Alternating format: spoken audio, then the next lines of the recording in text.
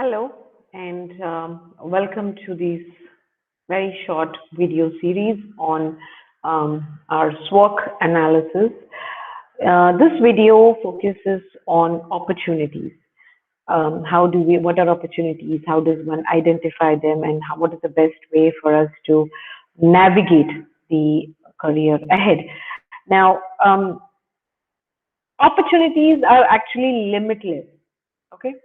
Um, there is no fixed path that if there is no more, at least there are no more linear paths in when it comes to a career. It's not that if you take science then you can, and you take engineering and then you take this and then you start going. There are no more linear paths. Luckily, career options and opportunities are wide. They're like anything that you can dream of, you can make it happen. Yes, there are certain limitations for certain things, but it's not impossible. So that's the first thing that I'd like to tell you. That even if there is a worse kind of a situation, there is some opportunity that is lying right in the middle of it. Okay? Take for example the corona situation or the lockdown situation. Thousands and thousands of teachers who were completely I won't say illiterate, but poorly literate when it comes to taking online classes have suddenly become savvy with technology. Is that good? Yes, it's good. Really nice. Does that mean that there's no more classroom teaching? No. Does that mean online is better than offline? No. It's a different way. It's a different thing. That's it. It's not, one is not better than the other. Okay. So there was opportunities that people actually learned. Yes, there were some people who actually were like, no, we prefer the classroom and we prefer the teacher teaching on board. And there are teachers who are like, I prefer teaching on board. To me, no. Personally, I love the online mode. So it's not very interactive, though it's not. It can be interactive, but um, I don't think the students are really ready for that kind of an interactive, but they're very comfortable when it comes to friends or they're playing games. They would prefer the incognito mode, okay, where nobody knows who they are, what they are, but they're there, they're watching you types. That's what they prefer. I don't know why that is, but there lies an opportunity. Um, as far as making videos were concerned, or as far as recording lectures were concerned, I always had it in my mind, okay, that I need to do this. But over the last 1 year since the lockdown started, I realized that yes, I can do it. It's not really too difficult. It's really not difficult. All that it requires is to look in the camera and think while you're speaking. Those are the only two requirements that you need. So opportunities are all around you.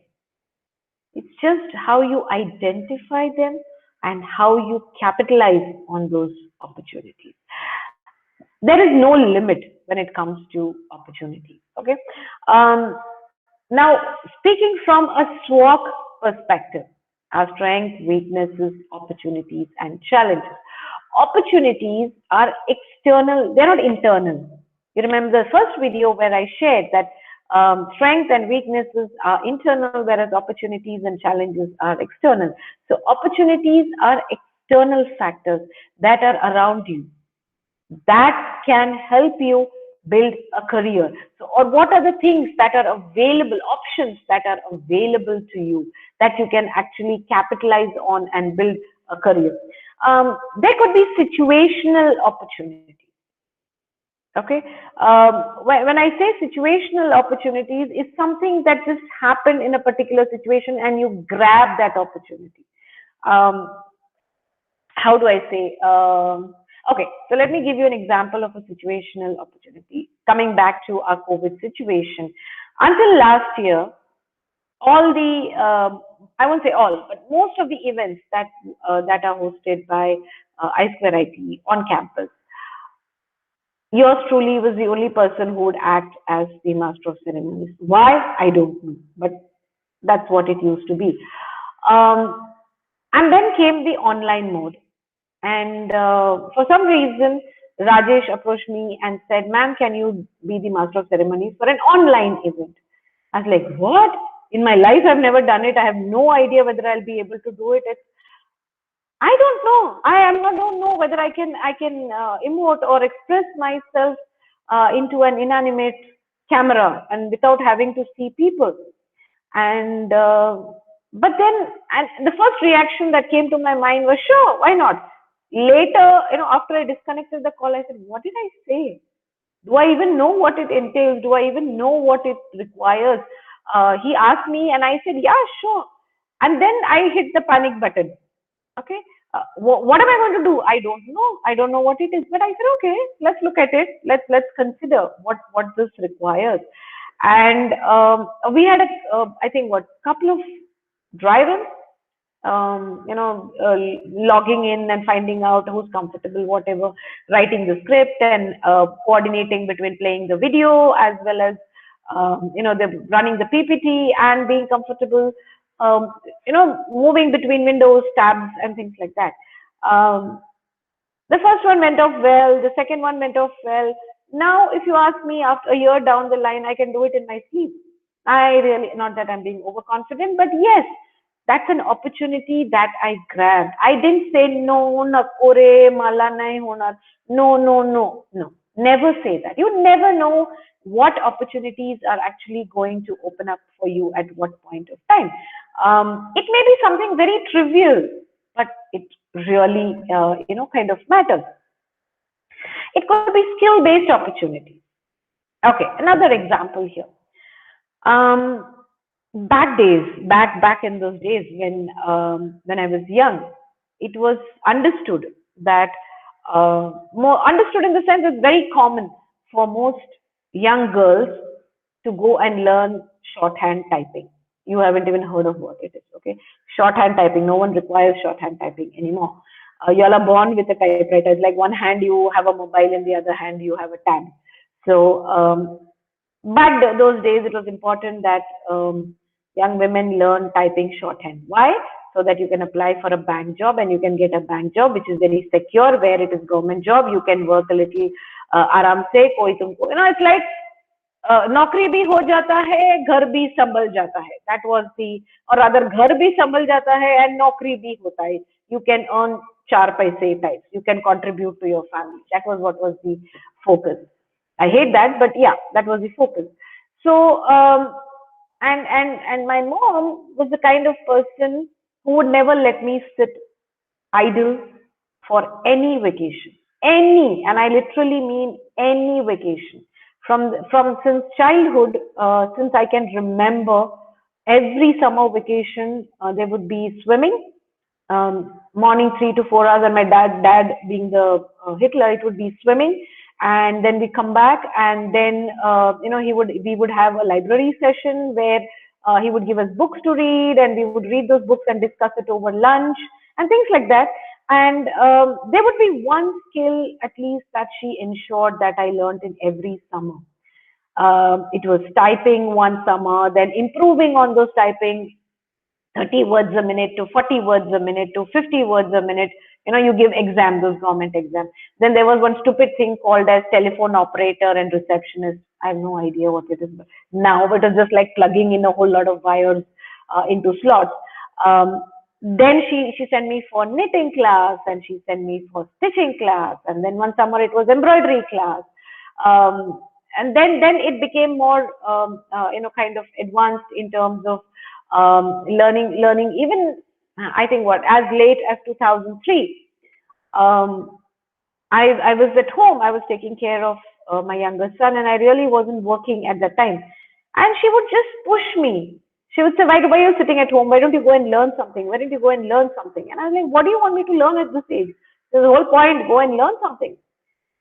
And she said, why don't you learn to drive a car? I said, why do I need to learn to drive a car? My husband has a car, he knows how to drive, and plus there's a driver. Why would I need to learn to drive? All that I need to do. She said, you never know when you can use the skill. Go learn. And she would push me every single day. And yeah, that's actually made me independent. Today, My husband doesn't have a car, rather, we don't use his car. There's no driver, and I'm the one who's the designated driver for every. So you never know when that skill will come in use. So there are skill-based opportunities. So you need to keep exploring those opportunities. There are aptitude-based opportunities. Like, what do you have a talent for? What do you have an aptitude for? I have an aptitude for teaching. I have an aptitude for communication. I have an aptitude for languages. I'm good at languages. Okay.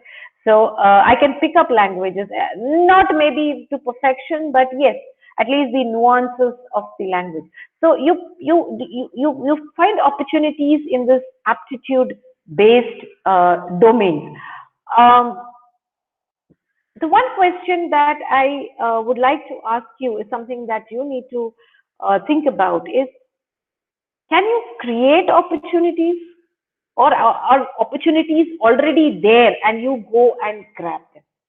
I don't know. I don't know the answer to this. And I would very much like to know what the answer to this, because I guess it works both ways. Um, if you ask me, when Facebook came in, or even before Facebook, you had an Orkut, or you had all these social media things came in. Was that an opportunity, or was it there and uh, someone just capitalized on it? It works both ways. Someone created the platform to capitalize on the market that is available over there.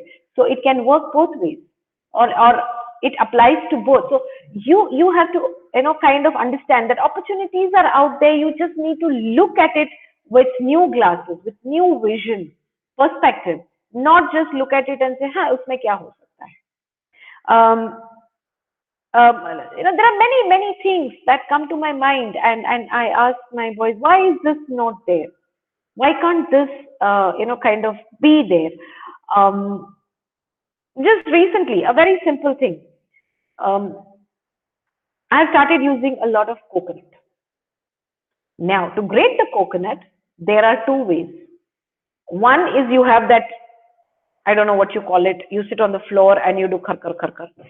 Or the other way is you have the hand one, where you actually rotate and then you hold on to the coconut shell and you grate it. Why can't it be mechanized? Why can't there be a motor that can actually get? Probably there is, I don't know, but it will save me the effort. Like I press a button and it goes on a slow mode, and I can actually just hold the coconut shell with two hands, and it automatically gets grrr and it's out. I don't know. Is that an opportunity? Probably. There are many such opportunities that are out there. You just need to go and capitalize on that. You need to look at a situation from the perspective of opportunities. So how do you identify opportunities? Okay, so first thing, like I said, always, what is it you like to doing? What is it you like doing? Let's say you like, one of the most common things that I get from students is, I like to play video games. Okay, you like playing video games. Okay, so we have narrowed the domain to the video game arena. Okay, so what are the scopes in those domains? What kind of things can you do in the video gaming zone? You can be the back end. You can write the program. You can write the, I don't know if program and logic are the same, but I'm just saying, you can design the algorithm. You can design cheat codes. You can design characters. Then you come to the front end, where you create those characters. You can be that kind of a person. Animation. You can be the person who writes the text or the story behind that. You can be the tester. You can be the bug keeper, bug remover. I don't know, whatever. Okay.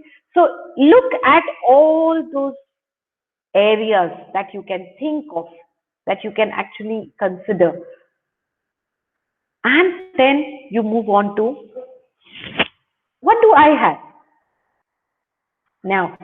Am I good at drawing? I'm not good at drawing. I cannot draw. So what have you removed? You have removed the front end.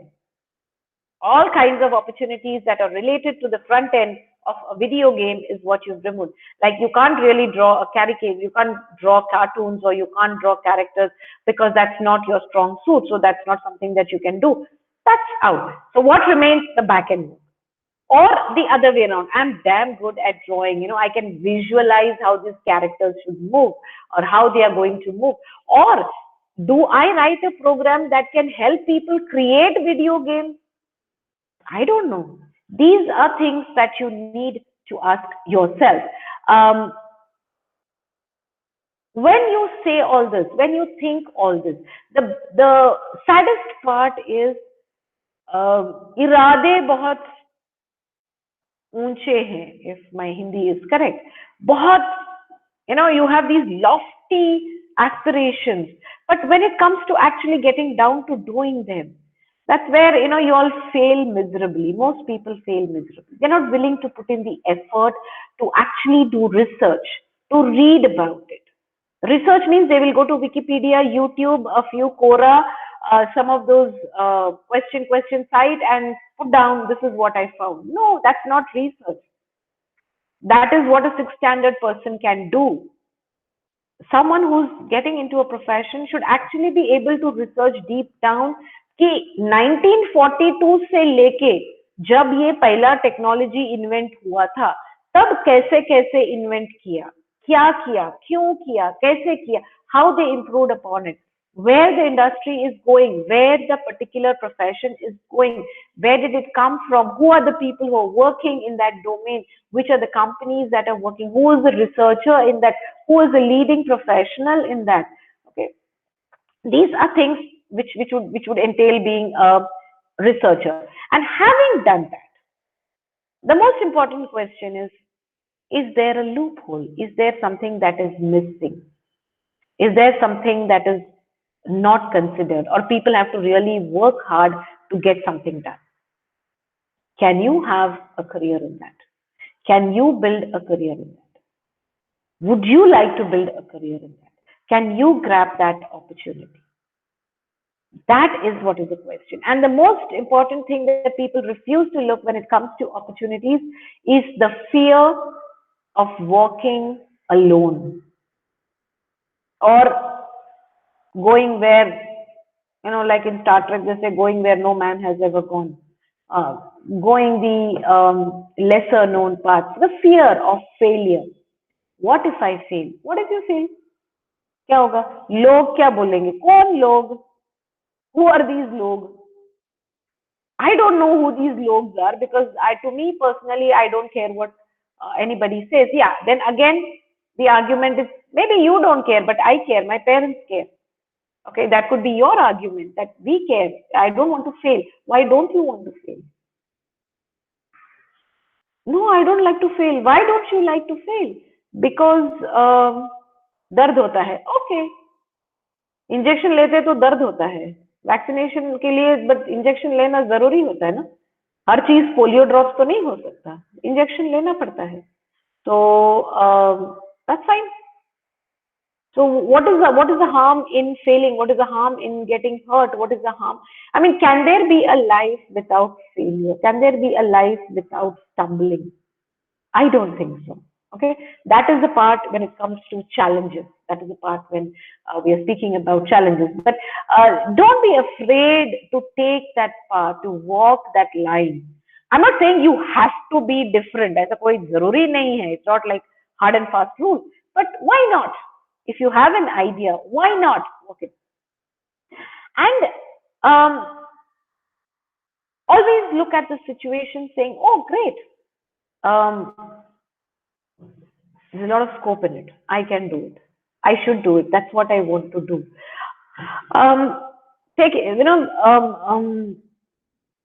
Speaking about or quoting Dr. Abdul Kalam, Bharat Ratna, Dr. Abdul Kalam here.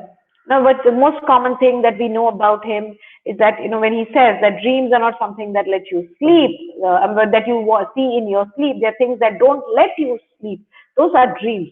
So it's such a powerful kind of a statement. So opportunities are there everywhere. It is just that you have to take that step to go ahead and grab it. to go ahead and capitalize on it, to go ahead and make it work or create opportunities. Why not? Why does it have to? See, again, it depends on whether you are happy uh, in the herd mentality, with no disrespect to the terminology. It's not that I'm saying, okay, you have a herd mentality, which means you are a lesser human being. No, nothing like that. If you're comfortable with something like that, fine. But eventually, what happens is that if you don't find your niche, if you don't find um, something that you are special at, something that you can actually be good at, or you are good at, and you don't get to do it, or you don't get to capitalize on that, um, it's a very sad life. Okay. And then to make up for those sad lives is what comes, things like you have better gadgets, you have a better car, you have a bigger car, you have two houses, you have three houses, you buy gold, then you have one boyfriend, then you have two boyfriends or girlfriend, whatever. Either way, you have one partner, you have second partner, whatever. Then you pass on your aspirations to your children, if there are. That is how people tend to look for happiness and opportunities of happiness outside. Okay, we associate our happiness with things that are outside, whereas the opportunities for being happy lie within. It's within yourself. You have to be happy first. You have to feel a sense of achievement and a sense of having to do. It sounds a little philosophical. Anyway, coming back to opportunities as far as careers are concerned, don't be worried that there aren't a lot many professionals in this domain. Like for example, let me give you an example here of my son who's um, he's doing his MTech, and his specialization is to do with theoretical computation. I think I'm not really very sure, but yes, it's something to do with theoretical computation. And from what he tells me, I have no clue what it is. And but from what he tells me, this domain is not application oriented. Obviously, it is theoretical, so it's more research based. It's more lab based. It's more down fundamentals based. What are the career opportunities that are available for him? I said, I don't know. You tell me. That is what he loves doing, and that is what so I said, you create your own opportunity. You create a program that can create more programs. I don't know. You write a code that will actually multiply and create multiple programs and can be adaptive to the age of the person. I don't know what it is. What is it that you are doing, or what is? But you have to find those. You can't just say that by doing theoretical computation, I will not get a job, or I will not really be useful in a company like Infosys or Persistent, or I don't know, TCS or something. I don't know. I honestly don't know. You have to look at it. And you cannot look at it and say, नहीं इसमें तो ज़्यादा opportunity नहीं है तो छोड़ दो, इसको नहीं लेना है. That is where we come to our, we've come from our strength. We say this is my strength and this is what I want to build my career in, or develop my opportunity. So the first thing, like I said, you asked is, what are the areas that are available to me? What are the opportunities that are available to me? Let's say, for example, when I meet students, post engineering, there are the options are huge, right from being an IAS officer, IAS, you basically being a civil officer, civil servant, giving UPSC and MPSC, start from there. It literally comes down to people who just um, want to have a 9 to 5 job and have a good time, with no disrespect. Okay, and it doesn't mean because you are an IAS you are amazing, and because you are someone who works for a 9 to 5 job you are not. No, please do not think I meant it that way. I'm clarifying it here. Both are equally important. It's what makes you happy. I have people who have joined, I know of students who have joined the army, people who have joined the navy, people who have started their own businesses, people who are teachers, people who are researchers, people who gone on to work with leading organizations, developing their career, going up the ladder, moving from technology to management, who have done MBA. There's lots and lots of people who've gone abroad to study. So there is no dearth of opportunities available to you. But you need to ask, what is it you want to do? Okay, if you don't know, take a piece of paper and start scribbling. Can I be a nurse? Okay, if you don't know what you want to do, write what you don't want to be. That's another way. I don't want to be a nurse. I don't want to be a doctor. I don't anything to do with medical profession. Out. Okay. Pharmacist out. I want to be a sports person. Okay, you can be a sports person. Write it down. What kind of a sports person? We'll come to that later. I could be a sports person. I could be a teacher. I could be like I said, a civil servant. I could be employed by a private sector. I could go into banking. I could go into insurance. I could go into actuary science. That is your, go find out what is actuary science. I could go into that.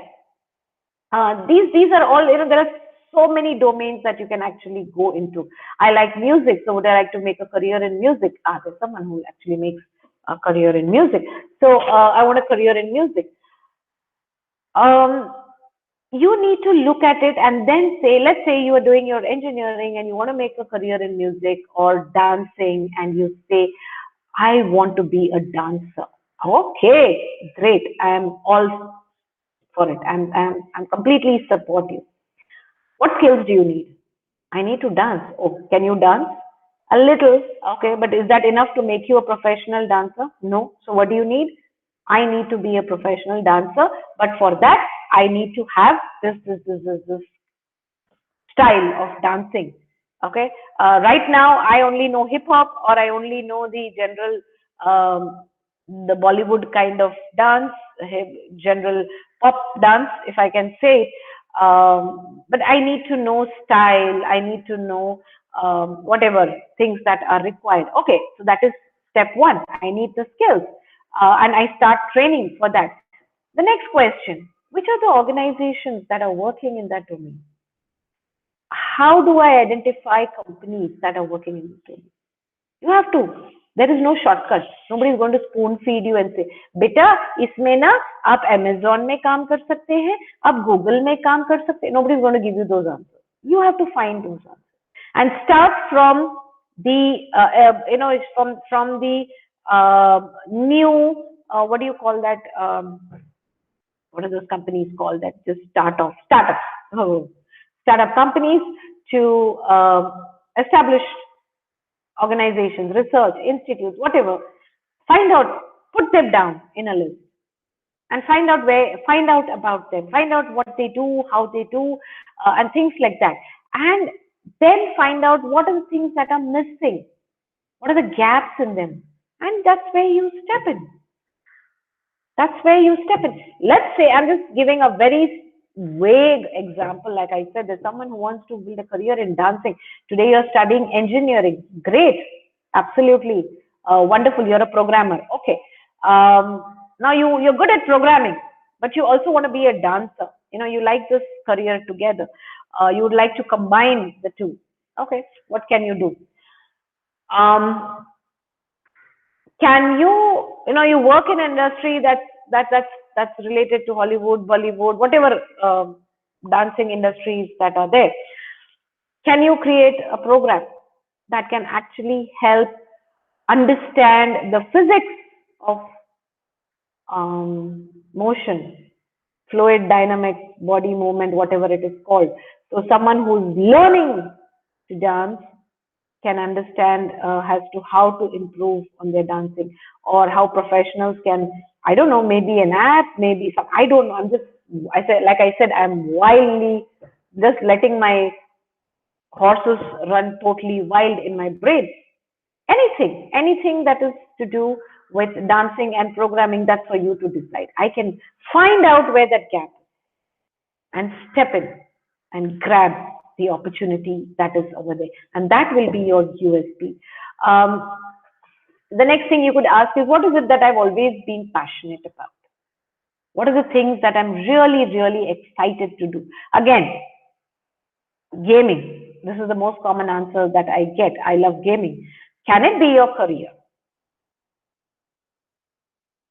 Think about it. Can it be your career? Would you like to play games for the rest of your life? And when you come to this, there is no condition. You cannot say, yes, I want to play, but I want to be the best. Then you have to work at it. You have to compete for it. You cannot just say that I want to do this and I want to be paid as much as the CEO of a company and I won't really work for it. You want to be good at it, you have to work hard at it, and then you will get paid for it. As simple as that. There is no dearth of money and people willing to invest in talent, provided you have talent. And more importantly, you believe in your talent. Most people don't believe in their own talents. Okay, what options are there in that domain? This is another question that you could ask you. Yeah, whatever it is, whatever you choose, what are the options that are available in that domain that I'm looking for? Like I told you a few minutes ago, you have the front end, you have the back end, you have the tester, you have the user, you have the beta tester, you have a critic, you have so many professions or so many domains that are related to this to video games. So you have to understand what you would like to be, or what is it that you would like to do. You have to decide and you have to find that for yourself. It's not going to come to you. It's not that Adesh is going to come and ask you, beta aapko kya chahiye? Aap Horlicks khaoge ya Bonvita? They're not going to ask. You have to go out there and find the opportunity for yourself that will help you build your career. Nobody's going to do it for you. Okay, so when people ask what are the opportunities for an E&TC engineer, E&TC, is it on the rise? Is it on the down market? Ye, wo, blah, blah, blah. Kuch nahi hai. Okay, there is no such thing as things going down as far as I am concerned. And to explain that to you, I want to share with you my timeline, a little timeline that I have observed from the time that I've been at I Square IT. When I joined in I Square IT 2003, like you may be aware, I am not an engineer. I have nothing to do with engineering. I have nothing to do with technology. My height of knowledge of technology is that I am able to face time. Okay, that's my height of technology, and I can use Excel and Word very efficiently. That also is there. Um, when I joined I Square IT, came to I Square IT in 2003, the buzzword at that time, or the buzz career that everybody wanted, was embedded systems design. And I was like, wow, that sounds so exotic. You know, what exactly is an embedded system design? And then there was Professor Shrikant at the time. Was it Professor Shrikant or Professor Bhatkar? I don't remember. Explain to me what is embedded systems design. And I was like, wow, that's great. That's fantastic. Wow. So everyone, most of the students who were here wanted to have a career. It's very difficult to get into at that time, 2003, we were the only institute which were offering embedded system design, and it was very difficult to get into the program. There was a time when we had, I think, 8 students and 12 professors, because it required that kind of specialization, and people were teaching and students were working, and it was like, wow, impressive. Okay, so it went on for some time, embedded systems design, embedded systems. Then came microelectronics and VLSI design. I mean, they were very close to each other. Okay, now what the hell is microelectronics and VLSI design? What is VLSI design? I didn't even know what is VLSI.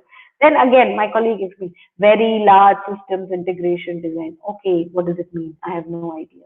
Then he explained to me. I said, wow, that's impressive. New technology. Again, rush. into VLSI and embedded VLSI design. We had students who were picked up by IBM, by Intel. They still are there, and other companies which I don't really remember.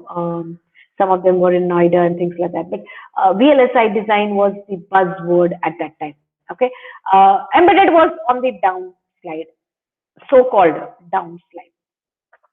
Then in 2009, suddenly popped up this smart car technologies or wireless technologies. The whole world is going to be connected with wireless and blah, blah, blah. And everybody was rushing into 3G, 4G, 5G, whatever Gs were there up there, kind of wireless technologies and smart cards. And, people were saying that tomorrow you don't have to do anything. You just insert a damn chip into your medical embedded, you insert a chip into your body and the doctor sitting wherever he is sitting will immediately get a notification, or your family will get a notification saying that you have, your pulse rate is high and your heartbeat is high, and oh, you're going into an attack, whatever. And I was like, wow. Then all those wearable electronics where your shirt is lined with sensors, or it detects whether it's hot outside or what temperature to keep your body. All these things, those are technologies which came in a big rush.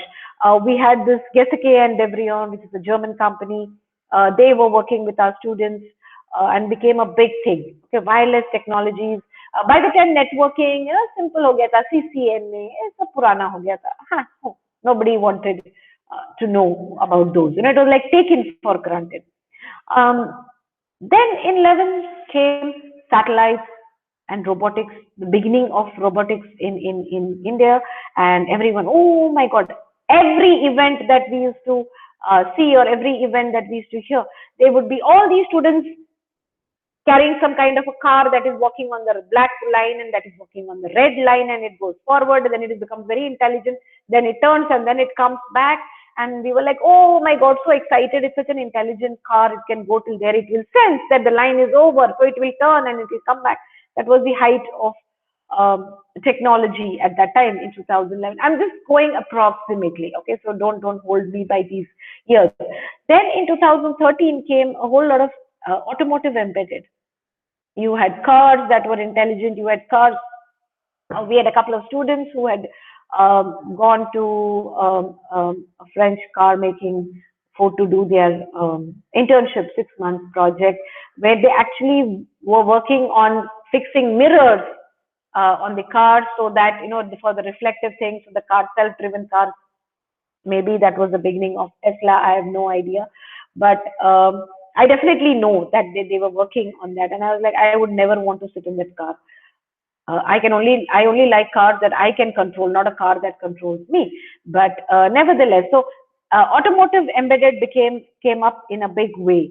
Whether it was to do with cars, whether it was to do with your two-wheelers, or auto rickshaws, or any kind of automobile, came up in a big way.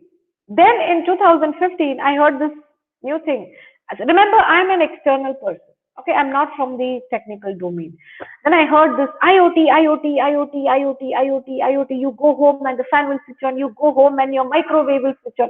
If you are sitting in office and it is very cold and you want your room temperature to be 24 degrees, you can switch it on from here. So by the time you reach, the room is perfect for you. Why would I want that? Why would I want? I mean, from a maybe a Buddhi perspective, or from an old generation perspective, but that was the thing. Every damn student wanted to get into IoT, IoT, IoT, IoT, IoT, IoT. Everybody, every person. There was this whole thing about smart cities, and everything is controlled by the internet, and you can have traffic lights, and you can have street lights that is controlled. So only when the car comes at a certain distance, the light will be switched on. So once the car is passed, then the light will switch off, because you're saving electricity. All these kind of things, and that was the buzzword. Everyone wanted IoT, IoT work in the domain of IoT. I was fed up of hearing IoT. Then came your big data. Oh, big data, Hadoop, this, that, whatever are those terminologies. Big data, big data. I want to work in data. Okay, whatever big data is. And a couple of years ago came up your artificial intelligence, machine learning. Every single student that I speak to now, artificial intelligence, machine learning, artificial intelligence, machine learning. Why can't you all just become a PT teacher? Why can't you all just kind of think something different out of the box? Why is it that you have to join the bandwagon? And just because there is IoT or big data or artificial intelligence and machine learning now, what is the fundamental of all this? Electrical, electronics. ये जो भी तुम लोग सोच रहे हो, ये जो भी तुम लोग, whatever you think of having a career, how will it help if you don't have innovation or you don't have technology improving on the electronics one? So I'm not saying that you have to like electronics or you have to, I'm not saying that. But it's just like I give this example in my class. It's just like saying, I like icing. I love icing. You know, the cake के ऊपर का icing. I can make fantastic icing. अरे जब तक कोई cake नहीं बनाएगा, तुम icing का क्या करोगे? Until and unless there is enough supporting hardware or whatever that is required, that someone else will do. You don't want that responsibility. You don't want the responsibility of actually making the cake, which is the real thing to be eaten. Icing is something that you don't really eat too much. Yeah, you can, but that's not something that people look at the icing and buy a cake. No, that's why they say that the true test of a pudding is in eating, not just looking. So when you say that I like icing, but the test of a true baker is not in the icing; it's in the cake. So when you, whatever domain that is, okay, whatever domain that you choose, there's no hard and fast. I'm not saying that computer is not important or IT is not important. No, there is no such thing. My only thing is, why is it that you all jump the bandwagon? IoT, IoT, IoT, IoT means people were crazy. Robotics means every damn person was, literally had, एक पैर में bag था, दूसरे पैर में passport था, and were ready to jump onto a plane that goes to Japan to go and work on robots. Why? Why can't things be more to your liking? Why is it? I like artificial intelligence. Why do you like artificial intelligence? Why? Answer the question to yourself. Why do you like artificial intelligence? So, coming back to the question, what are the opportunities? I don't know. I don't know what the future will be. I don't think even you know. A couple of years down the line, I'm sure I'll be adding one more tag, one more timeline to this in 2021. Students, this is or 2022. This is what was the next phase of technology where students were crazy about it. So does that mean that people who studied embedded systems are irrelevant? No. It is not. It is just that you have to keep learning more. So opportunities are there. There are lots of opportunities. You should not restrict yourself. That's the only thing. And look at the whole thing from a perspective of this is, the most important question that I'd like to ask, or when I would like you all to ask. Why not? Why not try it? Why not do it? Why not? Why is it that it has to be, nahi, जाने दो. नहीं, it's okay. Forget it. No. नहीं रे, बहुत dangerous है. नहीं. I have a lot of commitment. Believe me, you have no commitment. You have no responsibility. Most people. Again, okay? Your responsibility is towards your career, towards yourself, towards you first. Like I said, if you can't make yourself happy, answers are within. It's not external. Happiness is within. If you are happy with who you are happy with what you do, you are happy, with your career, everybody around you will be happy. Believe me, that is how it works. Because if you are not happy with what you're doing, no amount of money can make you happy. Believe me. Okay. Yes, you can say that today I have, when I started my career, I had an iPhone 5, 5, 4, whatever, 4S, whatever. Then it became a 6, then it became a 6S, then it became a 7, then it became a whatever, 9, 10, 11. Now there is some 12. Now it doesn't make a damn difference what phone it is. How can having a new phone, what is the happiness of a new phone? 3 months? In your case, it would probably be 3 days. By then you've explored the whole thing. Chalo, theek hai, okay. You'll keep it safely because like your mom and dad will not let you forget it, or whoever has bought it or you have bought it will never let you forget the bill that is paid for it. But it's not, it's something that is temporary. Uske baad, then you look for better happiness. Okay, let's go shopping and buy new shoes. Okay, again, temporary happiness. Then once the shoes are bored, okay, let's go buy some clothes. I've got these shoes, but I want to buy clothes. Okay, go buy clothes. Happiness is not external. Happiness and is not materialistic things. It lies in grabbing good opportunity and using your skills properly.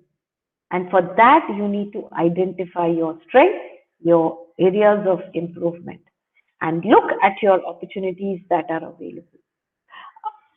It just requires a whole lot of passion, determination to follow the opportunities that are available to you. Okay. So, when you ask, like, obviously it's a self-explanatory statement. Um, I'm sure if you read the, books or, I don't know, stories or anecdotes of all leading scientists, people who are out there who have made, whoever, like you, they don't become successful, or they don't, whether it's a CEO of a company or whoever, they're not there because, I mean, they didn't start their career by saying, okay, I want to be CEO of Google. I'm sure that's not what he wanted. He just wanted to work in this domain, learn more, explore more, try and ask why not? Why not? Can we do this? Why not? Ask more, do more. A CEO, whatever positions are there, are just a byproduct of what you do, how you do. Okay.